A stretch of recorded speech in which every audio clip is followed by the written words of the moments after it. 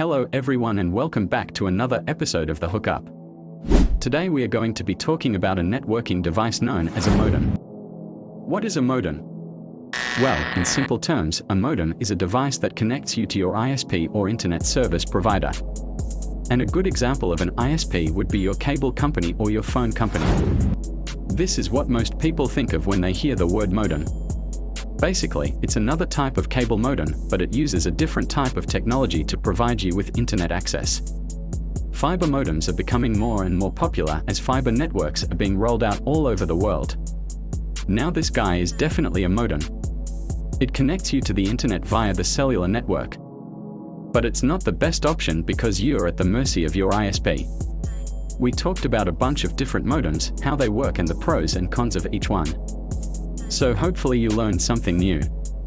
If you did, make sure to leave a like on the video and subscribe for more content. Thanks for watching guys, and I'll see you next time on The Hookup. If they provide you with a crappy modem, then you're stuck with it. However, if you purchase your own modem, then you can choose whatever model you want and you can upgrade it whenever you want. On top of that, if your ISP goes down, then you still have your modem. If you're renting it, then you have to give it back. Now the cost of purchasing your own modem can vary depending on the type of modem you get. A cheap modem can cost anywhere from $20 to $50. A more expensive modem can cost anywhere from $100 to $200. And the most expensive modems can cost well over $200. But personally, I would recommend spending a little bit more money on a better modem because it will last you a lot longer. But is the cellular network an ISP? Not really. The cellular network is basically just a bigger version of your phone company. So they are not really providing you with internet access. They are just giving you access to their network so you can connect to the internet using your phone company. The only problem with using the cellular network to connect to the internet is that it's not very fast. Most cellular connections top out around 100 megabits per second. Which isn't bad if you're on the go and need to connect to the internet, but it's not very good if you're trying to download large files or stream high-quality videos. However, there is a solution for this. Cellular carriers are rolling out 5G networks, which are much faster than 4G networks. Some 5G connections can get speeds ranging anywhere from 100 megabits per second to 10 gigabits per second, which is really impressive considering you're just using your phone to connect to the internet. Now, 5G isn't widely available yet, but it's getting there fast. And I believe that 5G modems will eventually replace cable and DSL modems altogether. This is the fastest type of connection currently available, and it uses light to transmit data. And this is known as a modem-router combo or router-modem combo. And this is the most common type of modem these days. It basically combines the modem, which connects you to your ISP, with a router, which connects all of your devices to each other. It's a two-in-one deal. Personally, I don't really like these devices because the modem and router should be separate. If they are combined and one of them goes down, then you lose internet access to all of your devices. But if they are separate and the router goes down, then you still have internet access. But if you're renting your modem from your ISP, then you're probably stuck with a modem-router combo. Fiber is so fast that most people don't even bother with the maximum speeds. It's just too much for most people.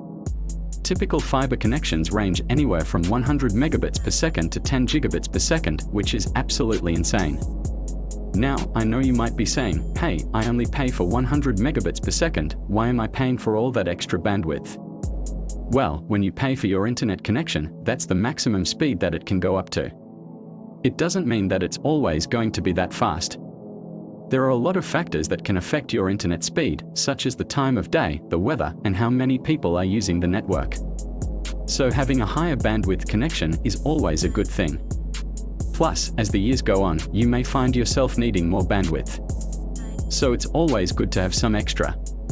Fiber is also extremely reliable and it's not affected by distance. This makes it ideal for rural areas where a lot of people have to split the bandwidth of the network. With a cable or DSL connection, the further you are away from the source, the slower your internet speed will become. But that's not the case with fiber. Everyone gets the same speed no matter how far away they are from the source. The only downside to fiber is that it's not widely available yet. As the years go on, this will change. And I believe that fiber will eventually replace cable and DSL connections altogether. DOCSIS is actually more efficient than a typical cable modem, so it can provide faster speeds. And this is especially useful in areas where a lot of people are connected to the same network. DOCSIS is also popular in North America, but again, it's not widely used outside of North America. This is a cable modem and it uses your cable TV connection to provide you with high-speed internet access. Cable modems are very popular in North America and they are also very fast. A typical cable connection can get speeds ranging anywhere from 100 megabits per second to 1 gigabit per second. And those are very good speeds. Unfortunately, cable modems aren't as prevalent outside of North America. In places like the UK or Australia, they use a completely different infrastructure for both cable TV and internet. So the cable modem isn't really compatible with their networks. However, some countries do have cable internet. For example, Germany, France, Japan, and several others. You may have even had one of these devices in your home growing up. Back when the internet was not as widespread as it is now, modems were very common. They come in all shapes and sizes, but ultimately they all do the same thing, and that is to connect you to the internet. Now they are usually provided by your internet service provider, but you can also purchase your own. Today we will be talking about the different types of modems and how they work, so let's get started. We are starting off with this guy. This is an analog modem. DSL stands for Digital Subscriber Line and is a type of connection that is still used today but is quickly becoming obsolete. It uses your phone lines to transmit data, but instead of using an analog signal it uses a digital signal, which allows for much faster speeds than the previous analog modem. That being said, it's still nowhere near as fast as other connections such as cable or fiber. A typical DSL connection tops out around 100 megabits per second, which is not bad if you live in a rural area, but if you live in a city or a suburb you can get much better speeds with other connections. And as mentioned, this type of connection is quickly becoming obsolete and many internet service providers have already discontinued their DSL service.